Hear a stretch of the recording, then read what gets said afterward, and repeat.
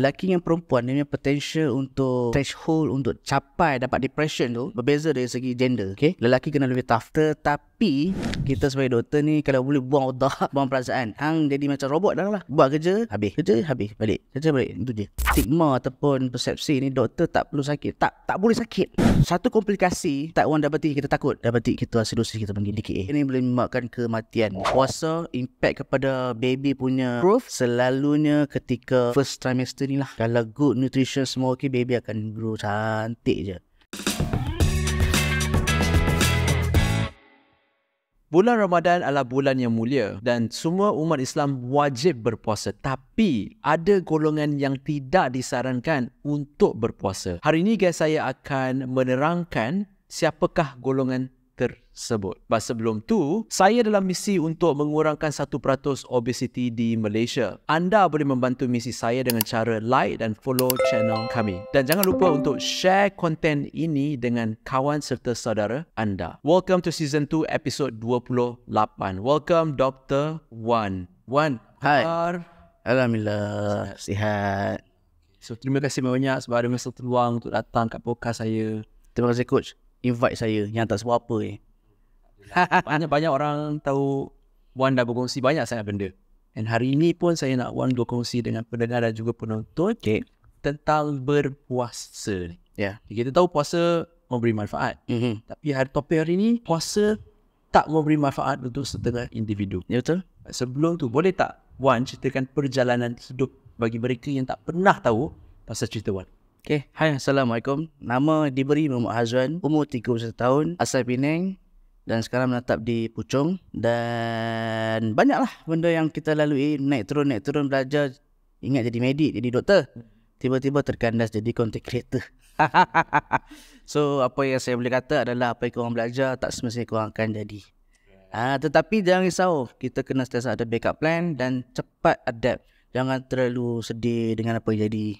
Sebab kadang-kadang challenges ni dia akan ubah kita jadi lebih stronger ataupun the best version of you yourself. So, Wan kata ada backup plan. Memang ada backup plan ke jadi content creator? Sebenarnya second time kita apply houseman tu dah memang ada backup plan. First time tak ada backup, terjah aja, tu yang jadi orang panggil apa? Peniaga tepi jalan. Mu'in hot chicken. Sampai kerja susah nak cari. Kita guna resume, guna SPM saja pun tak boleh. Guna degree lagi lah. Orang tak mahu kan? Sebab overqualified lah. Awak memang betul-betul nak kerja sini lah. Dia orang macam sangsi, betul ke ni? Dan sampai satu tahap, tak ada satu kerja pun boleh lekat. Tu pun sebab ada member, dia nak buka satu franchise Muiz Hot Chicken. Tu yang kejar lah. Dan dari situ, walaupun kita rasa kerja tepi panas, tepi jalan panas, kotor semua kan, tetapi dari situ Tuhan nak kita naikkan. Mungkin Tuhan buka satu peluang untuk saya. Tu social media. Dan social media yang tercetus disebabkan saya kerja tepi jalan, itulah yang membuatkan identiti siapa saya sekarang. Secara jujurnya, saya tahu Wan bukan sebab tu. Saya tahu salah satu video controversial jugalah tentang kesihatan. Bukan controversial, more educational lah. Dari situlah nampak Wan every day. Nampak Wan. So, Wan pun ada cerita kan, sebelum ni pernah melalui gangguan emosi dan mental.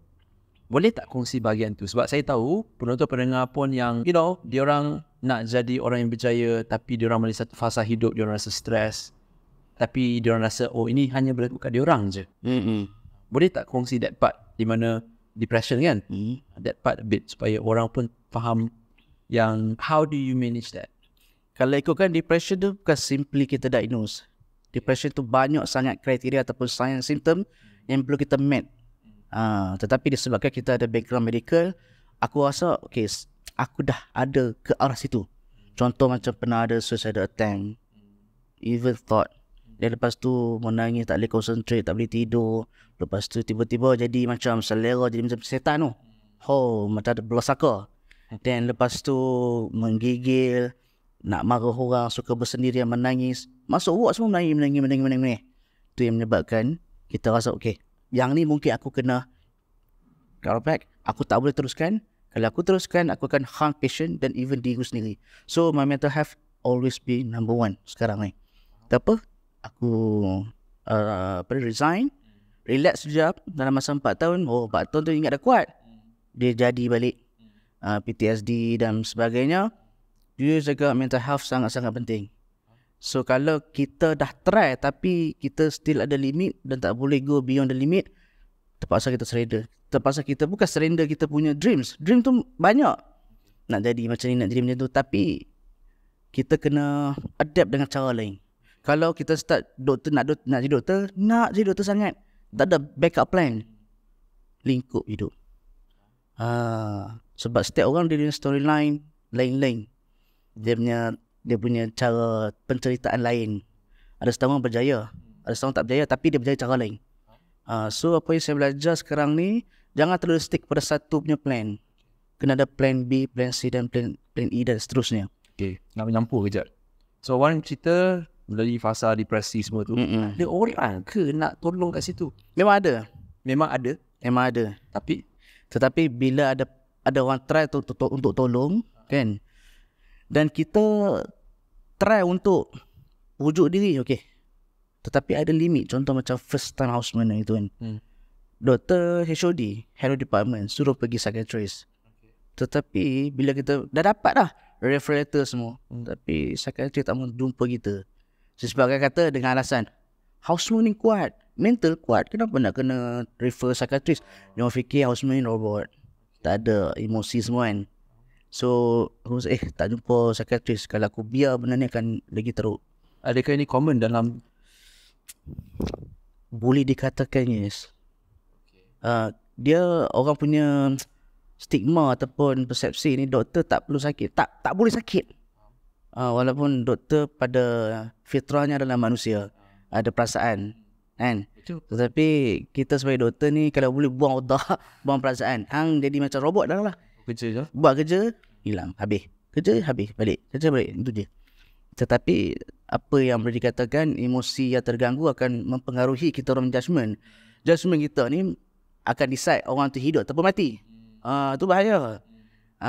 Dan itulah yang menyebabkan saya rasa terlego ni. Daripada aku jahanam pada orang, baik aku. Okay, katalah, kenapa saya nak tanya soalan ni? Because saya ada beberapa klien who are physician.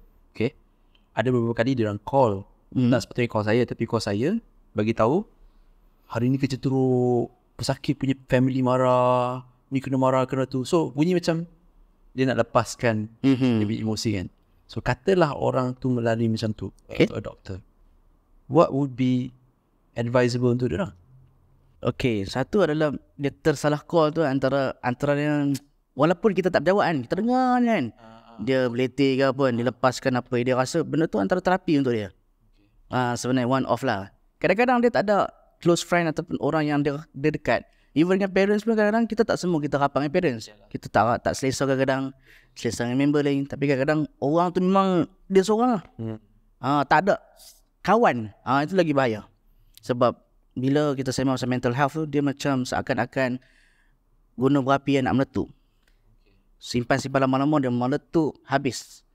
Dia akan buat benda yang dia tak pernah buat. Tu bahaya. Setuju tak kalau saya kata lelaki pun melalui mental health, cuma kita tak tunjukkan. So kita consider that benda sebagai macam benda normal. So disebabkan itu, adakah kita sebagai lelaki terpaksa? Kalau ikutkan lelaki dengan perempuan, dia punya potential untuk threshold untuk capai dapat depression tu berbeza dari segi gender. Okay, lelaki kena lebih tougher, okay, of course. Betul, sebenarnya, betul. Tetapi kena tengok juga macam mana dia punya lelaki tu lah, dibesarkan macam mana. Kalau kita tengok generasi sekarang, younger generation kan, senang koyak dibandingkan dengan older generation. Cara dia orang dibesarkan macam mana. Kadang-kadang teknologi phone, dimanja, dibelal, letak aircon sebagainya. Kita akan jadi lebih soft. Tak percaya, tengok younger generation yang akan datang lebih teruk. Lebih teruk daripada sekarang yang generation kita rasa koyak kan. Nanti lagi koyak kabak tu. Generation Alpha kan, kalau tak salah. Ya, lagi jahanam. Okay, sorry lah kita orang melalui ke situ sebab saya pun nak dengar sendiri cerita daripada Wan, apa yang dia melalui. Because setiap lelaki pun akan melalui benda sama, cuma cerita dia orang berbeza sedikit. So interesting lah that part kan. Now, kembali kepada kita punya soalan. Puasa benda yang memberi manfaat dan berwajib untuk orang beragama Islam, tapi untuk individu tertentu tidak sesuai.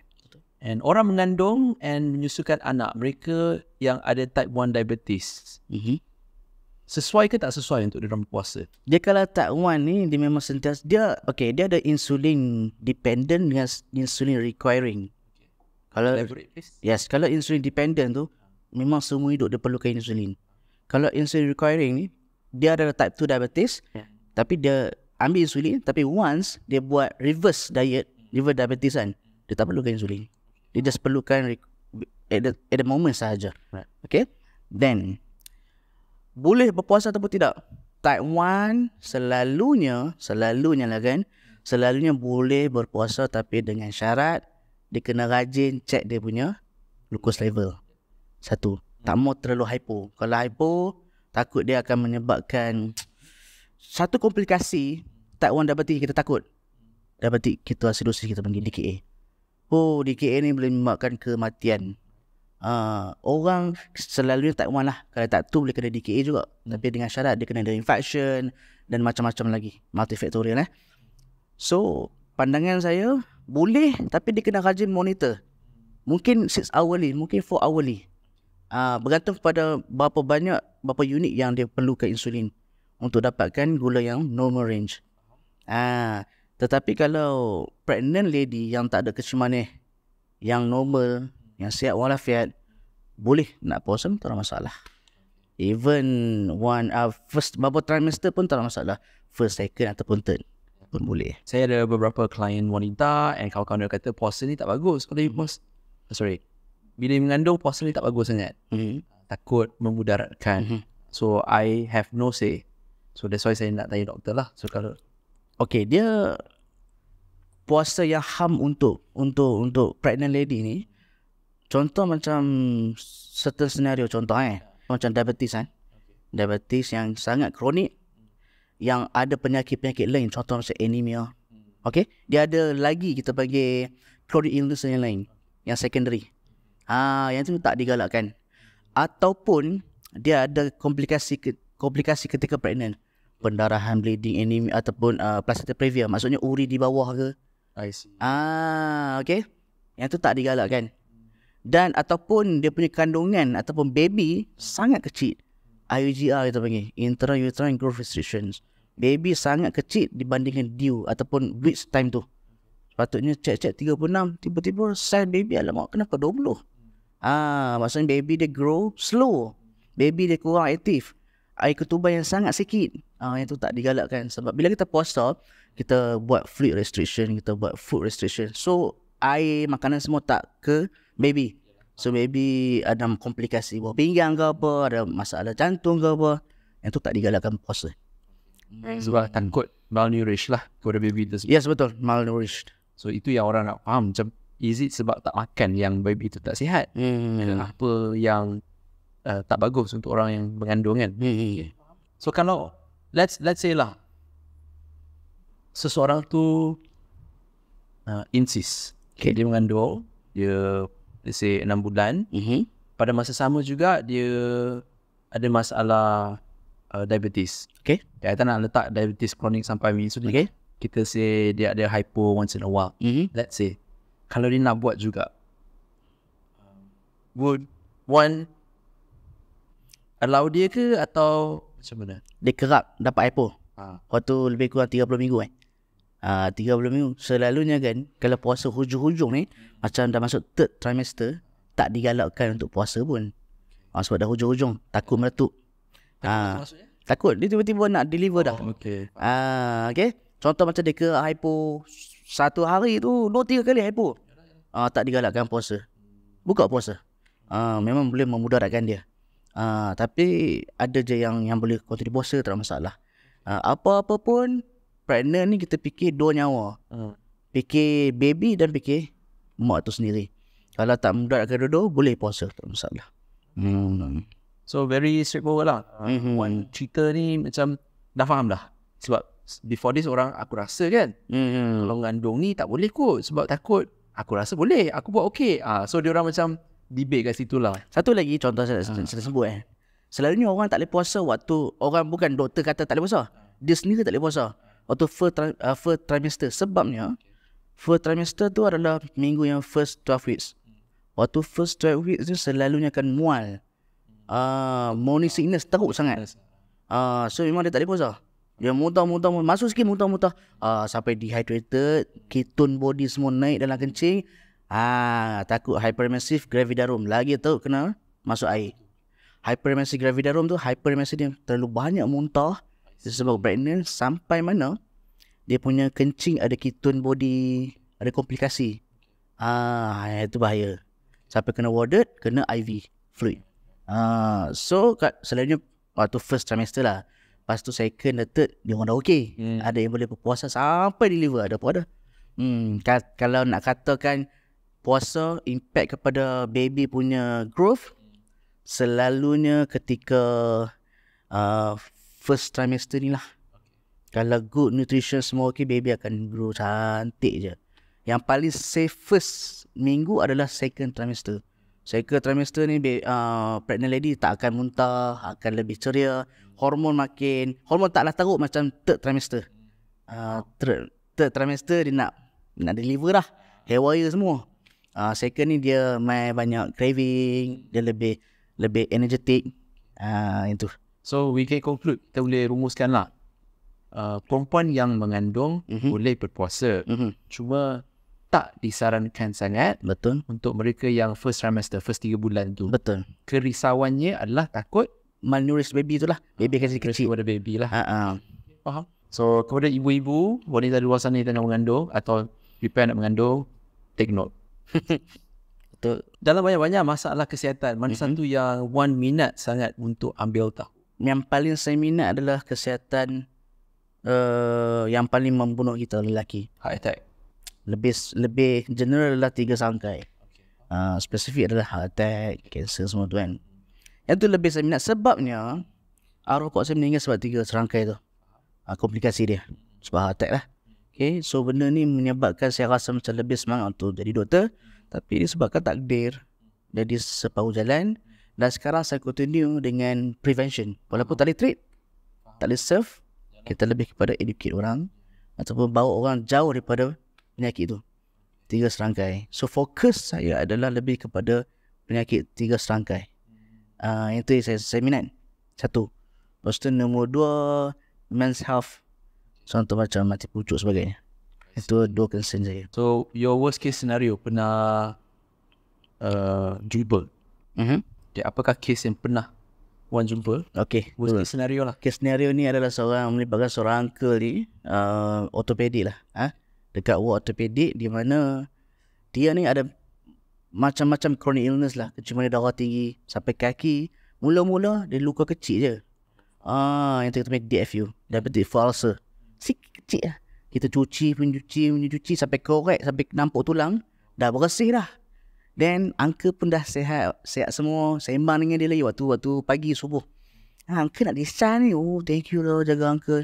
Discharge. Lepas tu a week after tu dia masuk balik disebabkan oleh kita panggil sepsis tau. Maksudnya luka dia dah ada kuman dan kuman tu dah merebak masuk ke dalam blood circulation, dalam darah dia, menyebabkan badan dia septic. Septic tu adalah kuman. Multi organ failure, meninggal. Kesian. Padahal a week sebelum tu, saya main elok je makan. Dia bersungun nak balik. Dia macam nak balik. Baru ke? Sebenarnya kes ni dah lama dah. Kenapa saya cakap? Sebab klien saya punya bapa melalui benda sama. So dia dah nak discharge dah. Happy. At the end dia pass away atas film tu. Dan bila dia found out, memanglah ada pasal 3 serangkai, tapi kuman tu dalam badan. Macam for me, walaupun sebagai jurulatih, minat saya dalam industri kesihatan disebabkan semua grandparents, grandmother pass away cara macam tu. Saya dibesarkan, saya orang Kedah.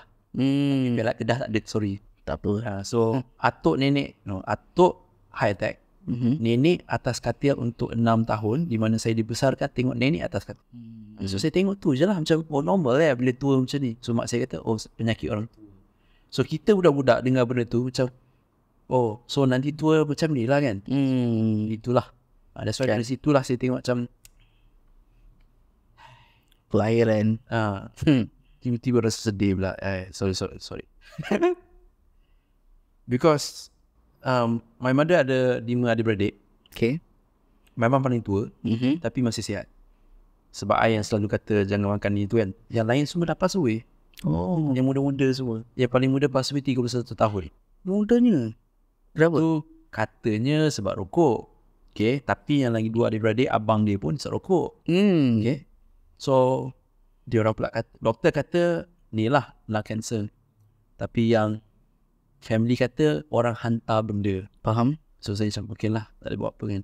But other than that, yang lain tu pass away macam tu lah. Sama, potong kaki. Okay. Dia punya macam tu lah. Alhamdulillah my mom so. So that's why, that is one of the reason banyak orang pun pernah, my episode 1 podcast, I cerita benda ni, my mom datang. My mom datang, I suruh my mom sendiri cerita instead of I cerita. Supaya orang nampak memang itulah keturunan kita. Sebab kita selalu kata, masalah ni masalah keturunan, tak boleh buat apa kan.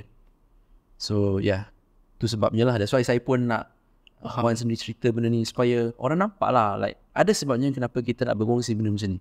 Betul. And probably because for some macam kita kena benda ni daripada kecil, so dah memang nampak depan kita lah. Ya betul apa yang Coach cakap. Dia memang, even ayah saya pun yang meninggal pun disebabkan oleh ACS ataupun heart attack.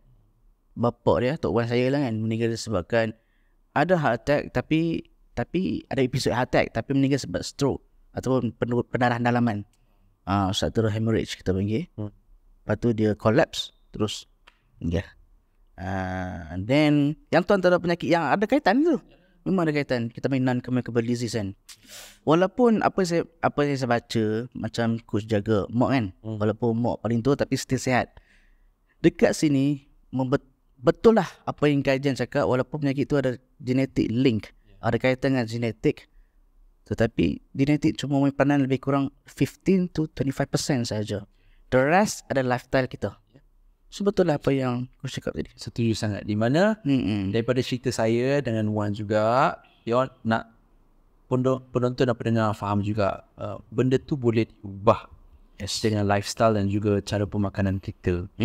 Okay, so ambil lah cerita saya sebagai pedoman. Okay, last question. Apakah nasihat Wan kepada penonton, terutamanya wanita yang menyusukan anak dan mereka yang ada masalah diabetes mengenai bulan puasa ni? Okay, menyusukan anak dengan pregnant, boleh nak berpuasa tak ada masalah. Tapi untuk menyusukan anak, kalau boleh tak digalakkan, sebab takut dehydrated, susu terganggu. Tak apa, yang ni adalah excuse untuk kita, untuk perempuan yang ni lah, lactating period tu. Just continue je breastfeed, nanti boleh puasa akan datang. Cuma tak digalakkan. Untuk pregnant pula boleh, tapi untuk yang certain cases tak boleh. So apa-apa pun bergantung kepada pemakanan dan emosi Mok itu sendiri. Kalau dia puasa tapi makan tak jaga, emosi terganggu, kandungan akan tergugat juga. Kalau dia tengah menyusu, pemakanan tak jaga, susu pun akan terkesan juga. Ataupun mental. Kadang-kadang pernah dengar tak kita panggil baby blues ataupun postpartum depression. Royan semua tu. Dia tak puasa ke apa, tapi still susu tak keluar. Lactating memang sangat influence by dia punya emotional, secara psikologi dan physiologically. Yang paling penting, ni okey, insyaAllah semua okey. Jangan paksa diri. Puasa ni untuk lelaki wajib lah. Untuk perempuan tu dia ada excuse dia. So again, Wan, thank you very much sebab berkongsi banyak informasi di mana orang pun tak sure kita boleh kan. So sekarang kita dah dapat clarity dah faham dah apa yang sudah cakap. Walaupun kita bincang pada pasal sekarang ni adalah pemakan adalah berkaitan dengan kecil manis dan pregnancy dengan menyusu, percaya saya, trust me, all diseases ada start daripada perut tu je. Makanan, tak kisahlah kanser ke apa ke, semua start pada makanan. Jaga makanan, semua okey. InsyaAllah kita akan jumpa lagi in the next episode. Take care. Assalamualaikum.